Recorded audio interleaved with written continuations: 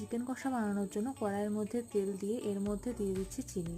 চিনি গলে এলে এর মধ্যে দিচ্ছি কুচিয়ে রাখা পেঁয়াজ। পেঁয়াজ কিছুটা নরম হয়ে এলে এর মধ্যে আদা, রসুন এবং টমেটোর পেস্ট দিয়ে দেব।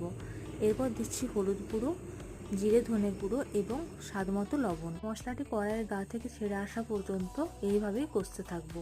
এর মধ্যে দিয়ে দিচ্ছি ধুয়ে রাখা চিকেন। চিকেন মশলার সাথে ভালোভাবে কষিয়ে নিচ্ছি। চিকেন থেকে জল ছেড়ে এলে এর মধ্যে দিয়ে দিচ্ছি আগের থেকে ভেজে রাখা আলু। সব উপকরণ ভালোভাবে কষিয়ে নিয়ে সেদ্ধ হওয়া পর্যন্ত অপেক্ষা করব। চিকেন সেদ্ধ হয়ে গেলে এর মধ্যে পরিমাণ মতো গরম মশলা দিয়ে নামিয়ে দিয়েই তৈরি হয়ে গেল আমাদের এই উপকরণ।